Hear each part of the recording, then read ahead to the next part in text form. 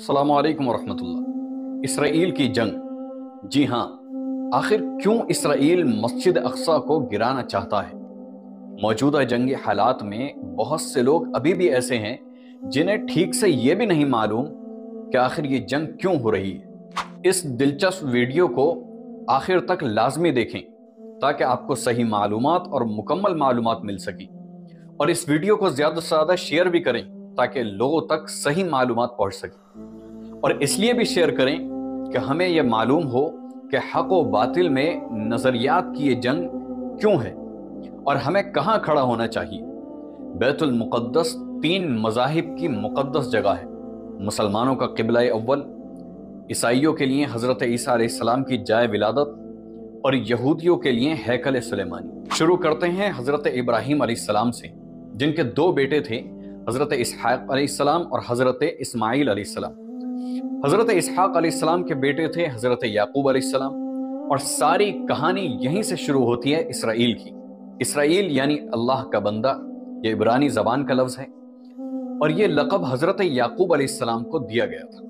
हज़रत यूसुफ़ अलैहिस्सलाम जो कि हज़रत याकूब अलैहिस्सलाम के बेटे थे, जब वो कफ़ील मिस्र बने तो उनको हुक्म हुआ कि अपने पूरे ख़ानदान को यानी आले याकूब को मिस्र में बुला लिया जाए और मिस्र की ज़मीन पर एक मखसूस हिस्सा उनके लिए मुख्तस कर दिया जाए। और अल्लाह सुब्हानहू व तआला की तरफ से यह भी कहा गया कि ए आले याकूब, तुम्हारे लिए इस सरजमीन पर बरकतें हैं। हज़रत यूसुफ अलैहिस्सलाम 12 भाई थे, इसलिए उनके लिए और बहुत सारी चीज़ें 12 मुख्तस की गई, जैसे कि 12 चश्मों का निकलना।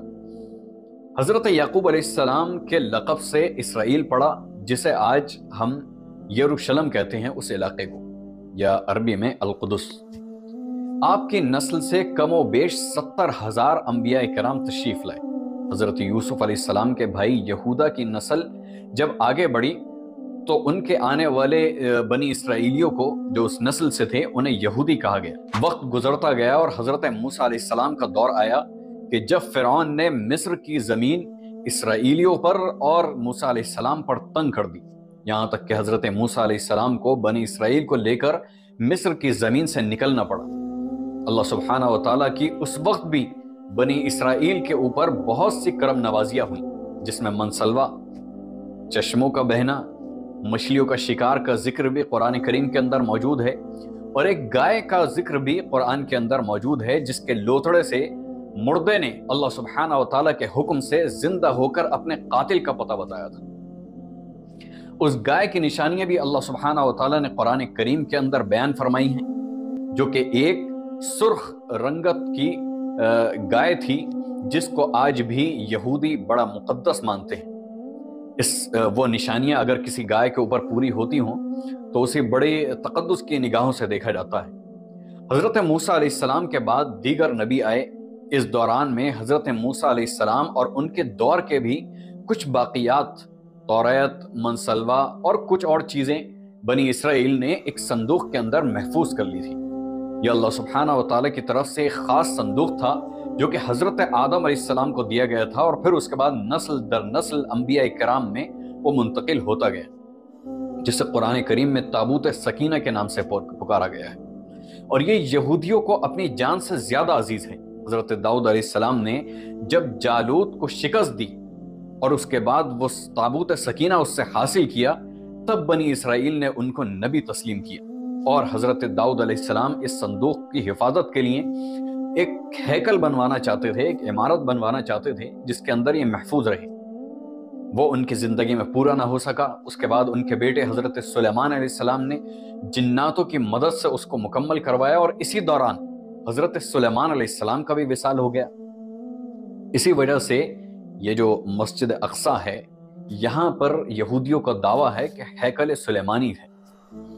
अच्छा, इसके बाद बाबुल के बादशाह बख्त नस्र ने इसराइल पर हमला किया और हैकल सुलेमानी को गिरा दिया, और ताबूत सकीना को भी अपने साथ ले गया। साइप्रस द ग्रेट ने दोबारा ये शहर हासिल किया और यहूदियों को दोबारा यहाँ पर आबाद किया, और ताबूत सकीना को भी वो वापस लेके आया। हैकल सुलेमानी एक बार दोबारा तामीर हुआ, यानी दूसरी मरतबा तामीर किया गया। फिर वक्त गुजरता गया और हज़रत ईसा अलैहिस्सलाम की आमद हुई, जिन्हें नाउज़ुबिल्लाह यहूदियों ने जादूगर कहा, काफिर कहा, दज्जाल कहा, नाजायज़ कहा, اللہ معاف فرمائے، نعوذ باللہ کیا کیا انہیں نہ کہا۔ یہاں تک کہ یہودیوں نے انہیں سولی تک پہنچانے کی کوششیں بھی کی۔ اچھا، یہیں سے یہودیوں کے دو گروہ ہو گئے، ایک یہودی اور ایک عیسائی۔ یہودیوں نے سازش کر کے حضرت عیسیٰ علیہ السلام کو صلیب پر چڑھانا چاہا، حالانکہ اللہ سبحانہ و تعالیٰ نے انہیں بچا لیا ان کے شر سے، اور انہیں آسمانوں پر بلا لیا۔ اللہ سبحانہ و تعالیٰ کا ارشاد ہے وَمَا قَتَلُوهُ وَمَا صَلَبُوهُ وَلَكِنْ شُبِّهَ لَهُ۔ یہ لوگ اپنے گمانوں میں رہ گئے کہ ہم نے انہیں اس پر چڑھا دیا ہے سولی پر اور انہیں وہاں تک پہنچا دیا، اور عیسائیوں کے اپنے الگ دعوے ہیں کہ انہوں نے سولی پر لٹک کر ہمارے گناہوں کی تلافی کر لی ہے، یہ ان کے عقائد ہیں۔ بہرحال یہ ہمارا موضوع اس وقت نہیں ہے۔ اس دوران یہودی اور عیسائیوں میں چھوٹی موٹی جنگیں بھی ہوتی رہیں۔ پھر عیسائی رومی بادشاہ ٹائٹس نے اس علاقے پر یعنی یروشلم پر اس شدت سے حملہ کیا کہ اس پورے علاقے کی اینٹ سے اینٹ بجا دی اور ہیکل سلیمانی کو بھی گرا دیا، جس کی صرف ایک دیوار آج بھی باقی ہے اپنی اصلی حالت میں، جس کو ویسٹرن وال یا دیوار گریا بھی کہا جاتا ہے، جہاں پر اب بھی یہودی جا کر اپنی آہ گزاری اور توریت کی تلاوت کرتے ہیں اور اپنی عبادات جو بھی ہے وہ انجام دیتے ہیں۔ اچھا، اسی دوران تابوت سکینہ بھی نہ جانے کہاں غائب ہو گیا۔ ٹائٹس کے حملے کے بعد یہودی آخری نبی کے انتظار میں تھے، کیونکہ اللہ سبحانہ و تعالیٰ کا ان سے وعدہ تھا کہ انہیں پھر عروج بخشے گا۔ اس وعدے کا ذکر سورہ بقرہ میں بھی ہے کہ اے بنی اسرائیل، تم ان نعمتوں کو یاد کرو جو ہم نے تم پر کی ہیں اور اپنا وعدہ پورا کرو، یعنی ایمان لاؤ تاکہ ہم بھی تم پر اپنا وعدہ پورا کریں۔ یا بنی اسرائیل اذکروا نعمتی التی انعمت علیکم واوفوا بعہدی اوف بعہدکم وایای فارہبون۔ اچھا، بعض روایات کے مطابق ہیکل سلیمانی قیامت کی نشانیوں میں سے ہے کہ ہیکل سلیمانی تیسری دفعہ پھر تعمیر ہوگا۔ یہودی اپنے مسیحا اور آخری نبی کے انتظار میں تھے کہ ٹائٹس کے حملے کے 500 سال بعد نبی آخر الزماں حضرت محمد صلی اللہ علیہ وسلم کی ولادت ہوئی۔ یہاں یہودیوں کو یہ جھٹکا لگا کہ آخر سارے جتنے بھی انبیاء آئے وہ حضرت اسحاق علیہ السلام کی نسل سے ہیں، لیکن آخری نبی حضرت اسماعیل علیہ السلام سے کیوں ہیں؟ اور انہوں نے اسی بنا پر ایمان لانے سے انکار کر دیا۔ مسلمانوں کے لیے بھی وہ انبیاء کی ایک نشانی ہے، یعنی القدس کے اندر جو مسجد اقصیٰ ہے، اسی لیے ہیکل سلیمانی کو بیت المقدس کا نام دیا گیا، کیونکہ ہم جو ایمان لائے وہ نبی کریم صلی اللہ علیہ وسلم پر لائے، اس کے ساتھ ساتھ تمام انبیاء پر ہمارا ایمان ہے، تمام کتابوں پر ہم ایمان رکھتے ہیں، اسی لیے ہمارے لیے بھی وہ مقدس جگہ ہے۔ اسلام کے آغاز میں یہودیوں کو قائل کروانے کے خاطر بیت المقدس کی طرف منہ کر کے نماز ادا کرنے کا حکم ہوا، کیونکہ یہودیوں کی بھی نماز اور ان کے جو بھی عبادات ہیں وہ اسی طرف منہ کر کے ہیں تاکہ وہ قائل ہوں اور انہیں ایسا محسوس نہ ہو کہ یہ کوئی الگ دین ہے، یہ ہم الگ ہیں۔ 17 ماہ بعد ہماری عبادت کا رخ بیت المقدس سے بیت اللہ کی جانب موڑ دیا گیا، کیونکہ مسلمانوں کا شروع سے ہی قبلہ اول وہی رہا ہے جسے پہلے حضرت آدم علیہ السلام نے تعمیر کیا، پھر اس کے بعد حضرت ابراہیم علیہ السلام نے تعمیر کیا۔ اچھا، حضرت عمر رضی اللہ تعالیٰ عنہ کے حکومت کے دور میں اسرائیل یعنی یروشلم پر عیسائیوں کا قبضہ تھا۔ بیت المقدس کے احاطے میں انہوں نے ایک بہت بڑا سا اپنا گرجا گھر تعمیر کروا رکھا تھا اور اسی میں وہ اپنی عبادت انجام دیتے تھے، اور یہودیوں کی نفرت میں عین تابوت سکینہ والی جگہ پر وہ گندگی پھینکا کرتے تھے اور کوڑا کرکٹ جو تھا اپنا وہ اسی جگہ پر پھینکا کرتے تھے۔ یروشلم کے فتح ہونے کے بعد حضرت عمر رضی اللہ تعالیٰ عنہ ان عیسائیوں کے اوپر بڑا غصہ ہوئے اور وہاں صفائی کروائی اور وہاں پر ایک مسجد تعمیر کروائی، اور قرآن میں موجود معراج والے واقعے کی نسبت سے اس مسجد کو مسجد اقصیٰ کا نام دیا گیا۔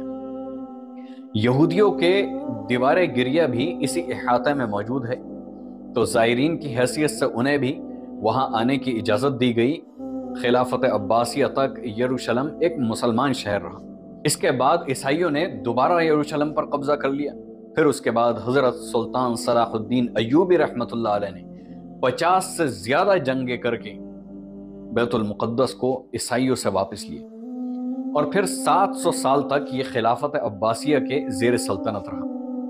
یہودیوں کو بھی دیوار گریہ تک اپنے مذہبی اقدامات کی اجازت رہی، اور یہودی آہستہ آہستہ پھر یروشلم میں آباد ہونا شروع ہو گئے۔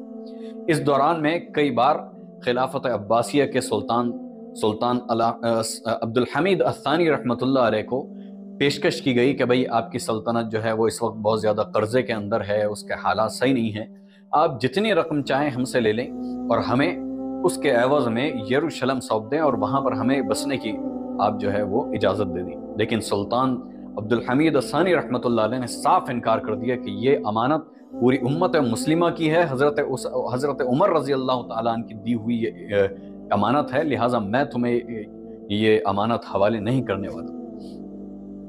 اور پھر اس کے بعد دوسری جنگ عظیم میں عیسائی سپاہی جو تھا وہ ہٹلر جرمنی کا تاناشاہ، اس نے چن چن کر یہودیوں کو مارا، تقریباً 60 لاکھ کے قریب یہودیوں کو قتل کیا گیا، اور یہ در بدر بھاگنے پر مجبور ہو گئے، اسپین سے مارا گیا، یعنی دنیا کے ہر خطے میں انہیں مارا گیا اور وہاں سے نکالا گیا۔ اس دوران میں انہیں یہ اندازہ ہو چکا تھا کہ انہیں اب خود کوئی اپنی پہچان بنانی پڑے گی اور اپنی کوئی نہ کوئی ایک ریاست قائم کرنی چاہیے، اور بائبل میں موجود یہودیوں کے آخری عروج سے قبل والی نشانیاں جو ہیں وہ ظاہر ہو چکی تھیں، اور وہ تسلیم کر چکے تھے کہ ان کا آخری مسیحا جو ہے وہ اب دجال ہوگا، جس کی بدولت وہ پوری دنیا کے اوپر حکومت کریں گے اور ان کا پوری دنیا میں بول بالا ہوگا۔ لہٰذا انہوں نے برطانیہ سے ساز باز کر کے خود کو الگ ریاست تسلیم کروا لیا۔ یوں اسرائیل باقاعدہ ایک ملک کی صورت میں دنیا کے نقشے پر ابھرا۔ پھر آہستہ آہستہ انہوں نے فلسطین اور دیگر مصری علاقوں پر بھی قبضہ کر لیا۔ عرب ممالک اسرائیل کے خلاف جنگ پر آئے، لیکن اس وقت اسرائیل اتنا مضبوط ہو چکا تھا کہ عرب کو ان سے جنگ کرنے کے بعد منہ کی کھانی پڑی، اور اس جنگ میں عربوں کو ہار ہوئی۔ عیسائیوں نے بھی یہ دیکھ لیا تھا کہ اب ان سے لڑ کر کچھ وصول ہونے والا نہیں ہے۔ باقاعدہ گرجا گھروں میں پادریوں نے تقریبات منعقد کی اور یہودیوں کے لیے معافی کا اعلان کیا گیا۔ یوں سیاسی اور اقتصادی مفاد پرستی نے 2000 سال کی یہ جو دشمنی تھی، ازلی دشمنی اور جانی دشمنی کے ایک دوسرے کی صورت دیکھنا گوارا نہیں تھی، صرف ان دو بنیادوں پر، سیاسی اور اقتصادی بنیاد پر، انہوں نے آپس میں دوستی کر لی اور ان کی دشمنی ختم ہو گئی۔